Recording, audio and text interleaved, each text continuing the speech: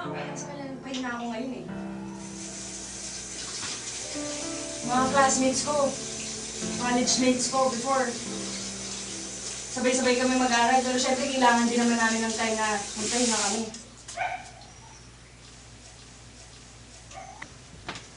Alam mo, ikaw yung lalaki, dapat ikaw yung nagtatrabaho. Sasabihan mo ako ng tamad. Ano ba? Mahinig ka nga sa akin. Ano ba tinitingnan mo dyan? Kausapin mo ako kasi pag may problema tayo, lagi kang ganyan eh. Kaya hindi ko alam kung maaayos na yung problema o hindi eh. Ano ba? Nananadya ka ba? Kausapin mo nga ako, please. Siya si Heart. Ang nagpapatibok ng heart ko. Girlfriend ko siya since high school pa lang kami. Sa tagal namin, feeling ko parang mag-asawa na nga kami. Imagine, almost 9 years na kami magkasama. Kulang na lang kasal. Teka, ako nga pala si Eleven. Yun ang pinangalan sa akin ng parents ko kasi 11 PM daw ako pinanganak. Feeling ko sobrang compatible kami. Pangalan pa lang, Heart. 11. Pag pinagsama, Heaven. Match made from heaven. Normal lang naman sa isang relationship ang mag-away, di ba? Thankful ako kasi lahat ng problema nalalagpasan namin. High school, college, hanggang graduate. Nursing nga pala natapos ko pero pinili ko mag-apply sa isang kumpanya. Dahil mas malaki sweldo eh. Buti na lang natanggap ako. Pero hindi lang para sa akin to. Para sa future din namin ni Heart. Mahal na mahal kita. Ano? Mahal na mahal kita. Ang weird mo naman. Kanina, nag-aaway lang tayo, pinagtatrabaho mo ko, tapos ngayon ganyan sasabihin mo. Ano kaya magiging tsura ng kasal ko natin? Gusto ko yung aisle. Punong-puno ng pink and red rose petals. Tapos gusto ko maliwanag. Tapos gusto ko yung gown ko, magmumukha akong princess. Tapos syempre gusto ko, dito na rin tayo sa simbahan na to. Ang dami mo namang gusto. Syempre, wedding yun eh. Ako, seryoso ko. Gusto ko lang ikaw yung makasama ko sa altar na yan. Seryoso. Parang wala na ako nakikitang ibang tao na makakasama habang buhay ko. Halos kalahati ng buhay ko, kasama na kita. Para sa akin, ikaw na yung the one ko. Ano to, teleserye? Direct Hindi, cut niya seryoso. dyan. Seryoso. Ako na ba yung nakikita mong the one mo?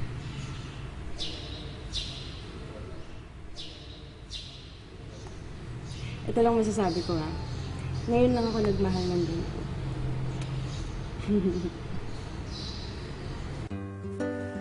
Pinag-apply ko din si Heart kung saan ako nag-work. Para kung sakali matanggap siya, edi ang saya nun, magkasama na kami sa lahat. Alam ko naman na matatanggap siya dahil magaling ata ang girlfriend ko. Believe na believe ako dyan kay Heart. I got the job! Yes! Yes! Sabi ko na nga ba eh, sino believe sa'yo? Wait, pero may rule sa office na bawal daw yung couple sa work. Okay lang yun kasi hindi naman yun big deal sa atin. Kasi after naman nun, pwede naman tayo mag-dinner somewhere. Dinner tayo, tapos natin naman lagi sa house. Sabi nun, si Ma'am Levy? Oo. Bakit naman si Brian tsaka si Linda pwede? Eh, bakit sinense na nila yung, yung rule? Okay lang yan, huwag ka nang masad. Tita lang kita somewhere. Game? Yes. Sige. Fridays Yo. Yes.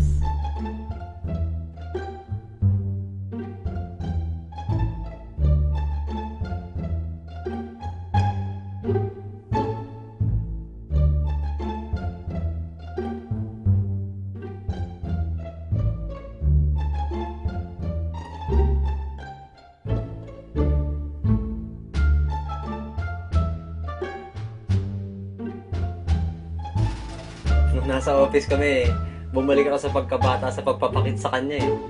Para kasing may thrill, bawal ang couple, tapos ang sarap niya paasarin. Pagkatapos nun, lumipas sa mga araw, ang bilis niya ma-promote. Naunahan niya pa nga ako sa promotion eh. Siya na ngayon ang boss ko. Ginamitan niya yata ng charm eh. Pero talaga namang magaling ang girlfriend ko. Okay lang mataasan niya ako kasi lahat naman ng to para sa aming dalawa.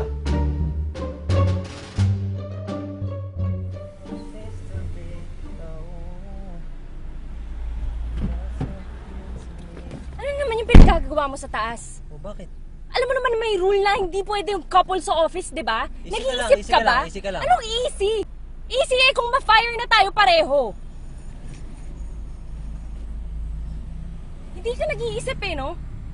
May pa-note-note ka pa, may pa-lollipop ka pa. Eh kung makita ni ma'am yun, Ano ba talaga hinahanap mo? huwag mo akong sisigawan. Ikaw nauna eh. Huwag mo akong sisigawan dahil ikaw na yung mali dito.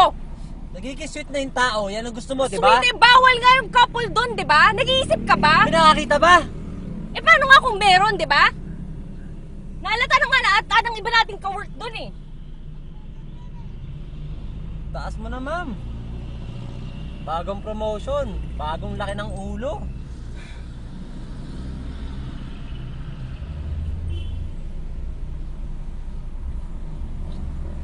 Ganito na lang. Eh kung mag-resign ka na lang sa trabaho na to, total mas mataas naman yung position ko sa'yo, ako na lang matitira dito, bumalik ka na lang sa pagka-nursing mo. Ako nagpasok sa'yo, tapos magre-resign. Hindi, parang mas okay pa yun na total nursing naman yung natapos mo, doon ka na lang, di ba? Kaysa mapahamak pa tayo sa pinagagawa mo dyan. Tulungan tayo, di ba? Tulungan nga yan nga, tinutulungan na kita eh. Bago pa tayo mahuli. Bumalik ka na lang sa nursing. Makakatulong ka pa sa ibang tao, imbes na nakaka-stress ka.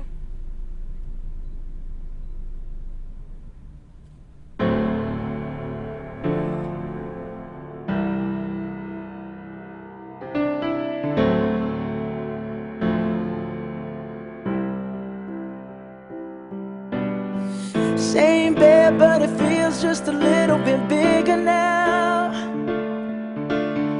Our song on the radio, but it don't sound the Pinili ko na lang mag-nursing, kahit mas maliit ang sweldo. when our friends Tama nga naman siya. Baka mahuli pa kami. Parehas pa kami mawala ng trabaho. May offer din sa akin sa abroad pero hindi ko naman kayang iwanan si Art. your name. Medyo naging mahirap ang sitwasyon dahil sa panggabi ako na-assign. Kapag nagtatrabaho siya, tulog ako. Kapag ako naman nagtatrabaho, tulog naman siya. Halos nawala na yung quality time namin. Tapos communication namin, text or call na lang. Lagi kami hindi nagkakaintindihan. Pagod, stress sa trabaho. Pero okay lang. Alam ko naman na para sa future din namin to eh. Minsan, kailangan lang talaga mag-sacrifice. My baby's dancing, but she's dancing with another man.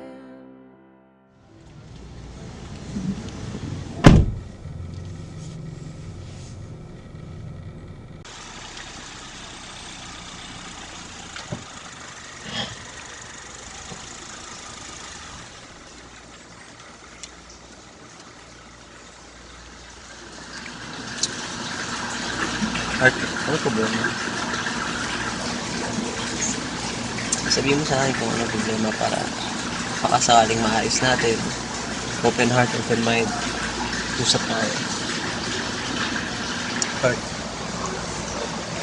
I'm just exhausted from work. Wala lang sa mood. Art, pagod din ako.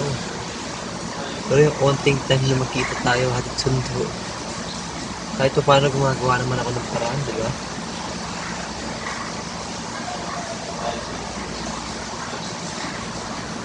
Hindi ka pa ba nagsasawa? Andiyan ka, dito ako, magkasama tayo, pero di naman natin maramdaman yung isa't isa eh. Pero ngayon lang to, kaya natin to. Hindi, ayoko dumating kasi sa point na yung magsawa, awa na lang. Art, di mo alam sinasabi mo. Siguro kailangan lang natin tayo pa. Pucha. Bibihira na ka tayo magkita. Gusto mo pa ng time apart? Sana sinabi mo na maghiwalay na lang tayo. Yung ba gusto mo parating? Kaya natin to. Wala naman sukuan.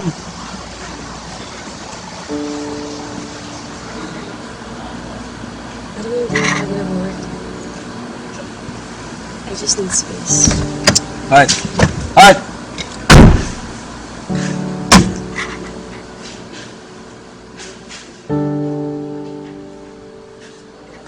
Binigay ko yung space na sinasabi niya.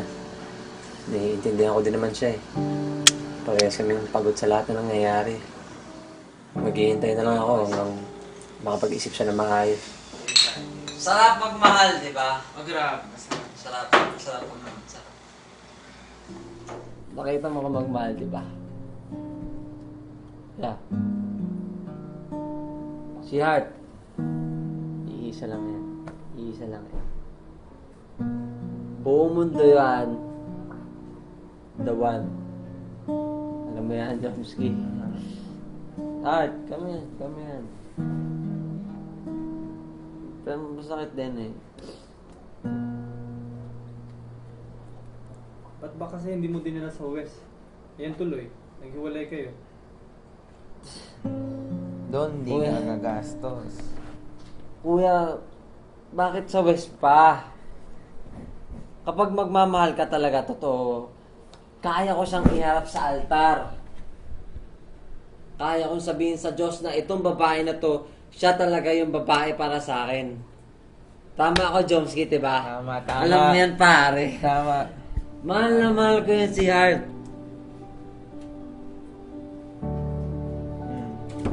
Heaven. Wala nang ibang babae. Sa akin yun si Heart. Tagay na lang. Tagay man. Cheers, cheers, cheers. Cheers. So, Ay, tol. yeah. Stop. Pero man ang charger. Dito sa mapato na nagyanan. Siya nga pala, yung girlfriend mo, nakita ko may kasamang lalaki. Saan? Baka naman co-office mate na ako yan. Ano ako, tanga? Ang sweet-sweet nga eh. Teka lang, baka andun yung charger sa baba.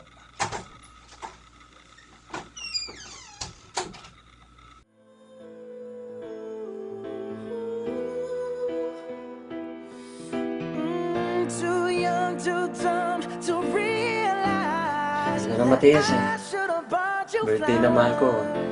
Hindi naman pwedeng hindi ko siya batiin. Sobrang special sa akin ang araw na to eh. all my hours. Naayos kami simula nun. Pero, Take ang laki na naman, bago. every party 'cause all you wanted to do was dance. Now my baby's dancing, but she's dancing with another man. Although it hurts, I'll be the first to say that I was wrong.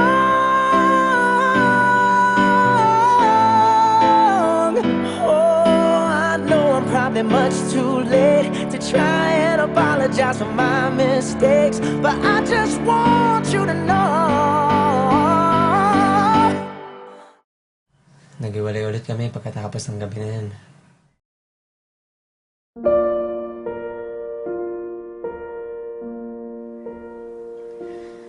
Simula na nagkaiwalay ulit kami, araw-araw ko sinusulat ang mga nararamdaman ko para sa kanya. Para sa amin. Para kapag nagkabalikan na ulit kami, papabasa ko na lang. Halos araw-araw din ako naiiyak kapag naalala ko yung dating kami. Pero alam ko, babalik din ang mga araw na yun.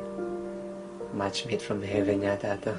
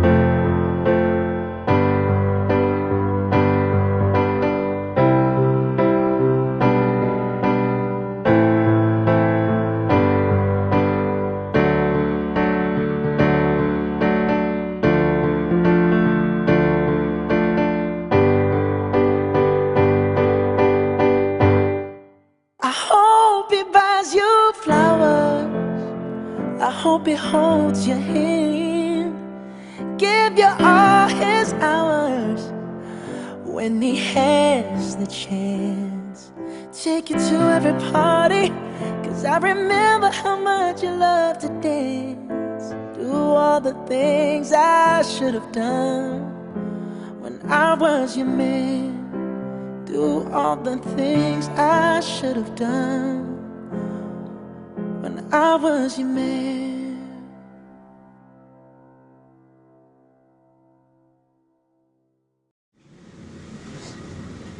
Tanong mo yun. Nakakatayo ba kayo?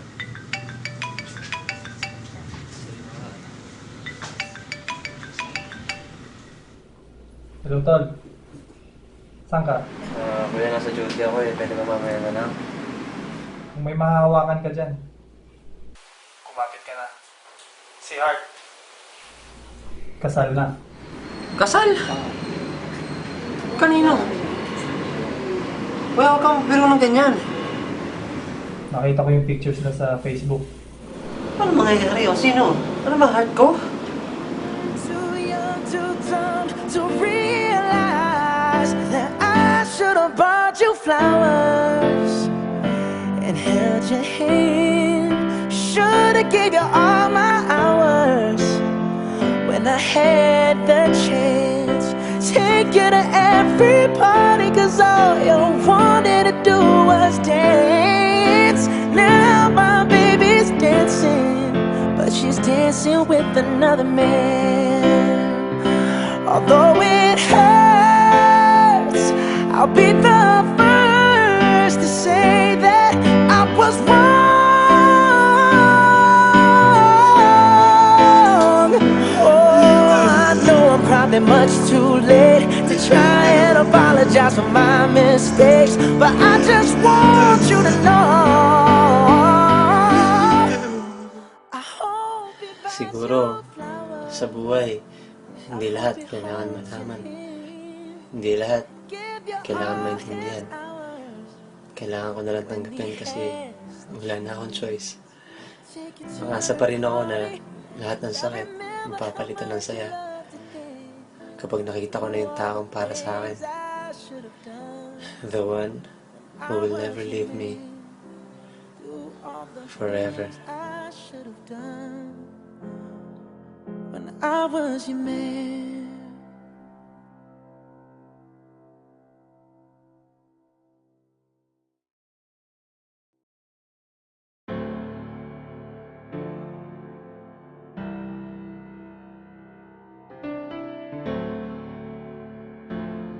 Kaya lalakad ka sa El gano'n. Okay. Same bed, but it feels just What nice sounds. bigger now. Inalis na rin. Balik ko. Our song on the radio, but it don't sound the same. Hindi mo ba maintindihan yun? Buliaw. Friends talk about you, all it does is Bumitaw ka ng sigaw. Bumitaw ka ng sigaw.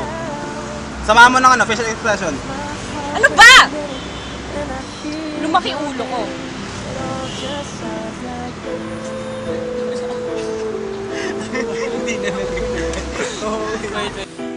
Lalaki nga ako.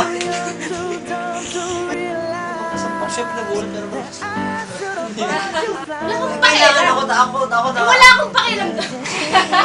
Ang tao. Kailangan ako takot. Kailangan ako takot. Take you to every party, 'cause all you wanted to do was dance. Now my baby's dancing, Ganda oh. but she's dancing with another man.